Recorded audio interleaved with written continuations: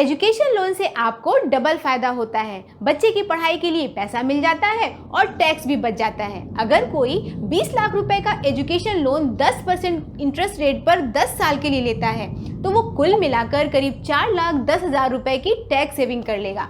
नमस्कार दोस्तों, मैं सविता मिश्र और आप देख रहे हैं चैनल आपका पैसा। आज हम आपको एजुकेशन लोन टैक्स सेविंग का फ्री कैलकुलेटर देंगे। ये भी बताएंगे कि कुछ लोग इससे ज़्यादा टैक्स कैसे बचा लेते हैं और कुछ लोगों के लिए टैक्स सेविंग क्यों कम रहती है।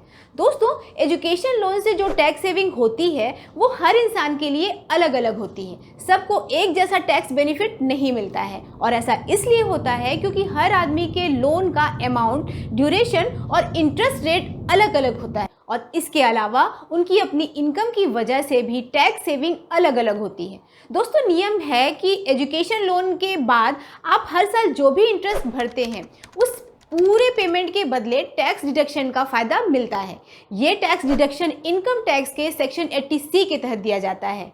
इस सेक्शन के हिसाब से आप जितना ब्याज भरते हैं उतना ही पैसा आपकी टैक्सेबल इनकम से घटा दिया जाता है। अब टैक्सेबल इनकम घट ही जाएगी तो टैक्स भी कम हो जाएगा, यानी टैक्स सेविंग हो जाएगी। लेकिन हमने आपको ये बताया है कि टैक्स सेविंग सबके लिए एक जैसी नहीं होती है। तो दोस्तों, एजुकेशन लोन पर मिलने वाला टैक्स बेनिफिट 4 फैक्टर्स पर डिपेंड करता है। पहला फैक्टर है लोन अमाउंट। आपका लोन अमाउंट जितना ज़्यादा होगा ब्याज उतना ज़्यादा बनेगा, यानी टैक्स सेविंग की गुंजाइश उतनी ही ज़्यादा होगी। और दूसरा फैक्टर है इंटरेस्ट रेट। आपका इंटरेस्ट रेट ज़्यादा होगा तो आपको ज़्यादा इंटरेस्ट चुकाना होगा। अब ज़्यादा इंटरेस्ट चुकाएंगे तो टैक्स डिडक्शन का ज़्यादा मौका मिलेगा।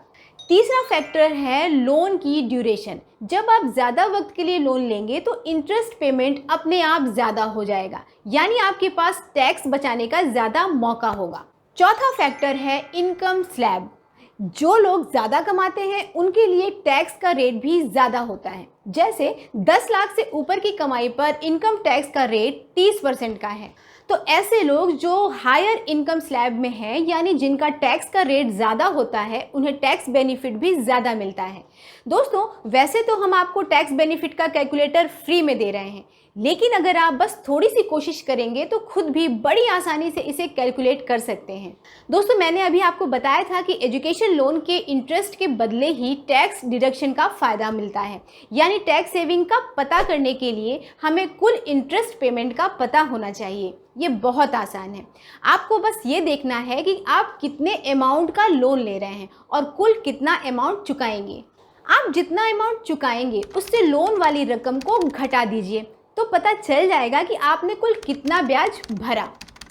और इसके बाद आपको देखना है कि आप किस इनकम स्लैब में आते हैं। अगर आपकी इनकम 5 से 10 लाख के बीच है तो आप 20% के स्लैब में आएंगे और अगर 10 लाख से ऊपर है तो 30% के स्लैब में हैं। अगर आप 20% वाले स्लैब में हैं तो आपको अपने ब्याज वाले अमाउंट को 0.208 से मल्टीप्लाई कर देना है। लीजिए दोस्तों, आपको पता चल जाएगा कि आपको कुल कितने की टैक्स सेविंग हुई। इसी तरह अगर आप 30% के स्लैब में हैं तो आपको अपने ब्याज को 0.312 से मल्टीप्लाई करना होगा। आपको टैक्स बेनिफिट का टोटल अमाउंट पता चल जाएगा। दोस्तों, आप जानते ही होंगे कि हम जो टैक्स देते हैं उस पर एजुकेशन सेस लगता है और इसलिए हमने 0.2 की बजाय 0.208 से मल्टीप्लाई किया है और 0.3 की बजाय 0.312 से मल्टीप्लाई किया है। दोस्तों, ये कैलकुलेशन आसान है, लेकिन इसके लिए आपको ये पता होना चाहिए कि आप कुल कितना पैसा चुकाएंगे। लेकिन अगर अभी आपको ये पता नहीं है और आप अभी शुरुआती दौर में हैं तो आप उसके लिए हमारा कैलकुलेटर यूज़ कर सकते हैं, क्योंकि जब आप इसमें अपना लोन का डिटेल बताएंगे तो कैलकुलेटर अपने आप ही EMI बता देगा। इसके साथ ही ये भी बता देगा कि आपको कुल कितनी टैक्स सेविंग हुई है। तो टैक्स सेविंग जानने के लिए सबसे पहले आपको बताना है कि आप कितने अमाउंट का एजुकेशन लोन लेने जा रहे हैं। दूसरा, आपको ये बताना है कि आप जिस भी बैंक में लोन लेने की सोच रहे हैं वहाँ एजुकेशन लोन का रेट क्या है। ये आपको खुद बैंक की वेबसाइट से पता करना होगा। तीसरा, आपको ये बताना होगा कि बैंक मोरेटोरियम पीरियड का फ़ायदा दे रहा है या नहीं। मोरेटोरियम मतलब कुछ वक्त तक लोन चुकाने से छूट। एजुकेशन लोन में जिस वक्त तक पढ़ाई चल रही होती है उस वक्त किस्त चुकाने से छूट मिल जाती है। पढ़ाई खत्म होने के बाद ही लोन की किस्त चालू होती है। ये मोरेटोरियम पीरियड 2 या 3 साल का हो सकता है, इसके बाद ही किस्त चालू होती है। लेकिन कुछ बैंक ऐसे भी होते हैं जो इस दौरान भी पैसा मांगते हैं, जैसे आईसीआईसीआई बैंक इस दौरान लोन का इंटरेस्ट पेमेंट करने के लिए कहता है। अगर ऐसा है तो आपको ये बताना होगा और आखिर में आपको ये भी बताना होगा कि आपका इनकम स्लैब क्या है। आप ये सब बता देंगे तो आपको कुल टैक्स बेनिफिट का पता चल जाएगा।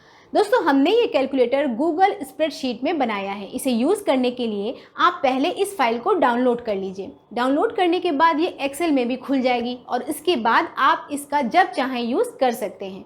दोस्तों, इससे पहले कि आप यहाँ से जाएं, आपके फ़ायदे की कुछ बातें और हैं। दोस्तों, अगर आपने बैंक से एजुकेशन लोन लिया है तो इस पर टैक्स छूट की कोई सीमा नहीं होती है, यानी किसी एक साल में आप जितना इंटरेस्ट भरेंगे उतनी पूरी रकम आपकी टैक्सेबल इनकम से कम हो जाएगी, मतलब आपका टैक्स भी कम हो जाएगा। आप एजुकेशन लोन खुद के लिए, अपने जीवन साथी या फिर बच्चों के लिए भी ले सकते हैं। हर सिचुएशन में आप टैक्स छूट क्लेम कर सकते हैं। यहाँ तक कि अगर आप किसी बच्चे के लीगल गार्जियन हैं तो उसके एजुकेशन लोन पर भी टैक्स छूट मिलेगी। लेकिन ये टैक्स छूट तभी मिलेगी जब आप उच्च शिक्षा के लिए लोन ले रहे हैं। 12वीं तक की पढ़ाई चाहे कितनी भी महंगी हो, उसके लिए ना तो एजुकेशन लोन मिलेगा और ना ही टैक्स छूट। सरकार 12वीं के बाद हर तरह की पढ़ाई के लिए एजुकेशन लोन के लिए टैक्स छूट देती है। ये पढ़ाई सामान्य BA, MA भी हो सकती है या फिर इंजीनियरिंग या MBA। अगर आपको लोन मिल जाता है तो टैक्स छूट भी मिल जाएगी, लेकिन ये ज़रूर ध्यान रखिएगा कि एजुकेशन लोन किसी बैंक या फाइनेंशियल इंस्टीट्यूशन से ही लिया जाए। सगे संबंधी या रिश्तेदारों से लिया गया लोन टैक्स छूट का हकदार नहीं होगा। चूँकि टैक्स छूट सिर्फ इंटरेस्ट पर ही मिलती है, इसलिए अपने बैंक से इस बात का सर्टिफिकेट लेना होगा कि आपने कितना पैसा ब्याज में दिया है और कितना मूलधन लौटाया है। आप इंटरनेट बैंकिंग के जरिए इस सर्टिफिकेट को डाउनलोड कर सकते हैं या फिर बैंक जाकर भी मांग सकते हैं। एजुकेशन लोन पर ये टैक्स छूट सिर्फ 8 साल के लिए होती है, इसलिए बेहतर है दोस्तों कि आप लोन की किस्त 8 साल में चुका दें। उसके बाद जो भी किस्त भरी जाएगी उस पर टैक्स छूट नहीं मिलेगी। लेकिन अगर आप लोन 8 साल से कम वक्त में चुका देते हैं तो 8 साल तक टैक्स छूट का फ़ायदा नहीं ले पाएंगे। जैसे अगर आपने लोन सिर्फ 5 साल में चुकता कर दिया तो टैक्स छूट भी 5 साल ही मिलेगी।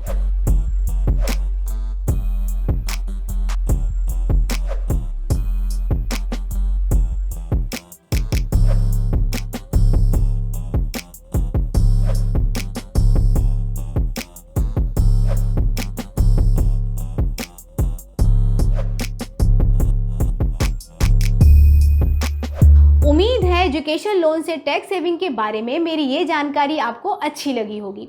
तो इस वीडियो को लाइक कीजिए और शेयर कीजिए और ऐसे ही और वीडियोस देखने के लिए चैनल को ज़रूर सब्सक्राइब कीजिए।